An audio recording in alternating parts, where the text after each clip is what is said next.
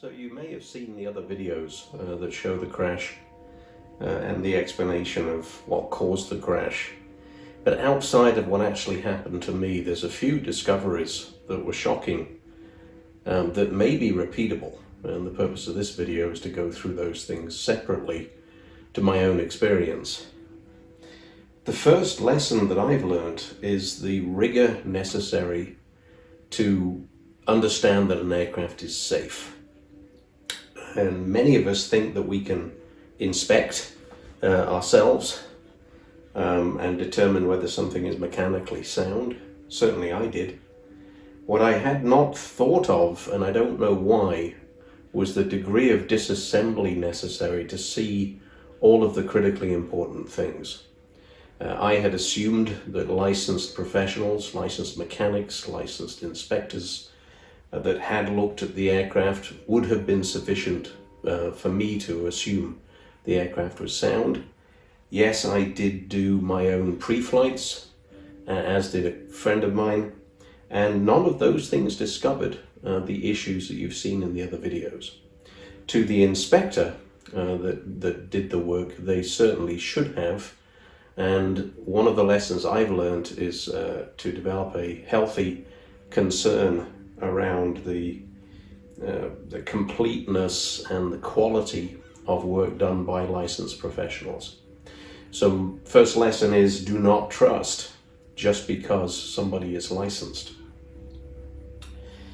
In the FAA examination and in their final report, they'll be commenting on a few things that surprised me about experimental aircraft. So my second lesson, I think that's applicable to all experimental aircraft, is that there is no standard to hold people to.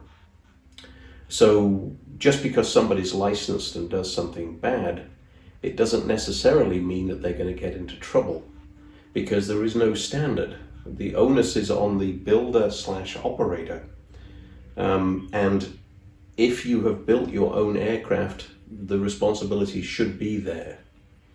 The problem comes when you've purchased a used aircraft, or an aircraft in my case, that was recently constructed and had not been operated prior to me. That of course goes back to my earlier comment about the rigor you need in order to assess an aircraft. I don't think there's anything wrong with experimental aircraft. I do think they are less safe than certified aircraft for a number of reasons. But if you build them yourself and you're careful, there is nothing that would indicate that you'll have an issue. The next substantial concern that I have is the power plant that is chosen. Me, like many others, get excited about more power. The Zenith 750, of course, is rated upwards of 100 horsepower. There's no concern. Some of the older versions were 80. Many of the Corvair installations, for example, were only 80 horsepower or 85 horsepower. And some people have put 150 horsepower in them. And for an experienced pilot, more power is not as much of a problem as for a less experienced pilot. For example, we're all trained to go full power when we take off. Why wouldn't you, right? You want to accelerate, you want to get off the ground. An aircraft at those kind of speeds is safer in the air than on the tarmac. However, once you get above 100 horsepower, the P factor on an aircraft that is so light is dramatic. One of the problems that I found was I had been warned, and I took off at starting the roll at about a third power. I progressively put in the power to about 50% power, waited for it to accelerate up to about 60 miles an hour, which is sufficient for flight, before I applied 75% power. At that point I was 50% rudder, and it was nowhere near sufficient. The moment the wheels left the ground, the aircraft darted to the left. A very, very dangerous condition, and in fact was the cause of an earlier crash on the same aircraft. I did not discover that issue until after my crash and after I did the investigation. There are solutions to this. Many people have started to use an offset engine mount, and I don't know how much of a fix that would be. You obviously lose thrust in cruise, but it perhaps does resolve much of this particular problem. I believe that once you get over 100 horsepower in the Zenith 750, you should be doing something to help with the P factor. A straight engine mount with 130 horsepower, full throttle on takeoff, is an extremely dangerous condition. And two pilots of my particular plane, me and one other, have discovered the exact same issue, and both times it caused the crash for the prior owner, and it did not cause me to crash, but it certainly caused me to be extremely concerned on takeoff. Another lesson is around weight and balance. We use this phrase often, but I, in my flying career, which is spanning now more than 20 years, I've never really thought of the impact of it. And the reason for that is that I've always flown certified aircraft with a useful load that well exceeds whatever I need. Therefore, a bit of extra fuel, a slightly heavier passenger, an extra bag in the back, none of those things have any substantial impact on the kind of aircraft that I've flown before, which is typically a Cessna 152, a Warrior 140, Warrior 160s, Warrior 180s, Cessna 172, Tomahawks, and perhaps a couple of others, one small Kit Fox, and 3 Zenith 750s prior to this one that I crashed in. The reason I mention the weight and balance issue is that it's extreme, and I have not seen any videos posted anywhere talking about the reality of a Zenith 750 ownership and use. And it surprised me to discover that my aircraft was in fact at 930 pounds. Lightly equipped, nothing particularly special. I've spoken to many people that claim that theirs also are above 920. In one person's example, it was 975. Viking did some modifications on my aircraft after the weight and balance was done and did not reweigh it. Therefore, I had to guess as to the weight and balance for my particular flight. And it appeared that I was probably on gross until after the crash, where I discovered in fact that other work had been done and the aircraft was heavier. But my issue and my lesson that's learned here is that Zenith 750s that weigh, let's make this math simple, 940 pounds, you'll realize why I'm saying 40 in a second, that then have a full fuel load, and let's call that 200 pounds, you're at 1140 before you put anything in them, including yourself. And with a private pilot's license like I have, then you're okay up to 1440. If you're light sport, then it's 1320 and makes the problem even worse. But if you're starting at 1140, you only have 300 pounds for people, and I'm 230 pounds.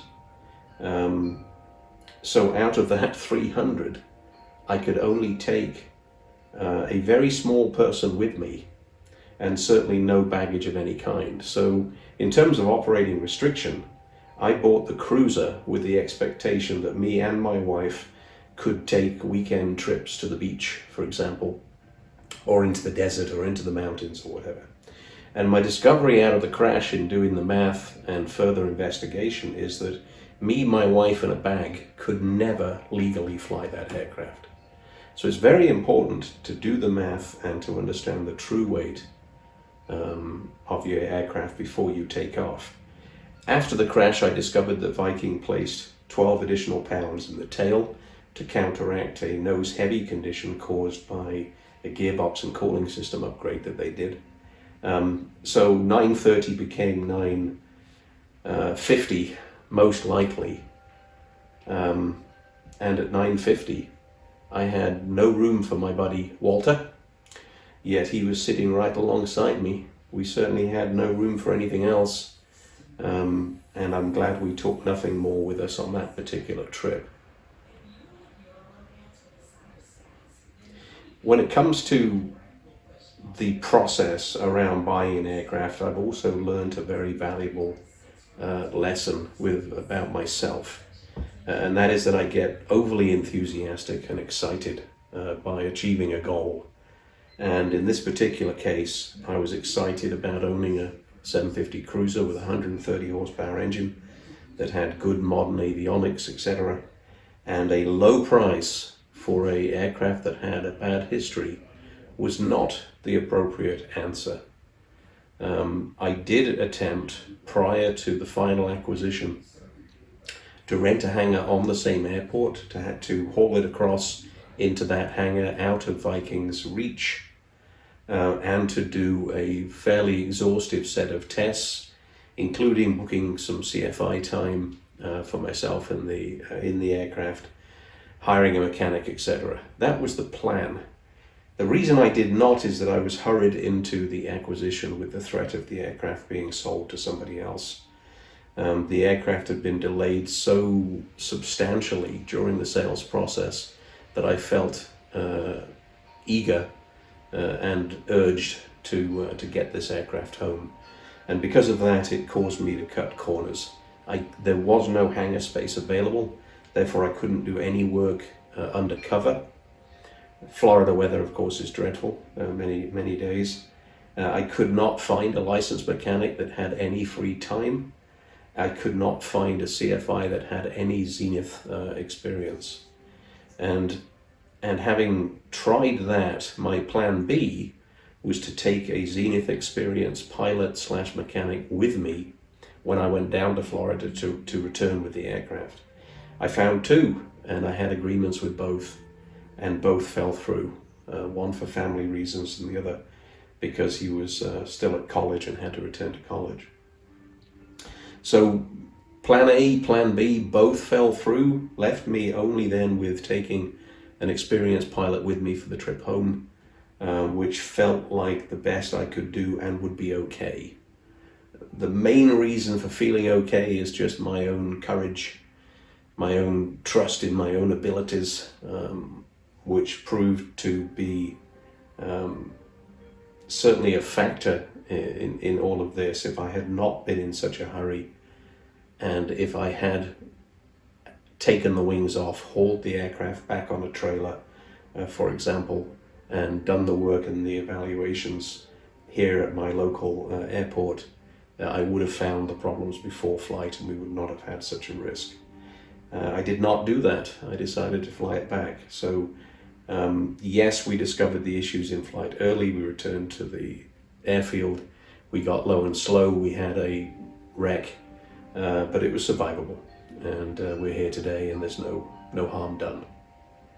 So I thought these lessons would be important for anyone that's considering buying a 750, particularly a 750 with a high horsepower engine.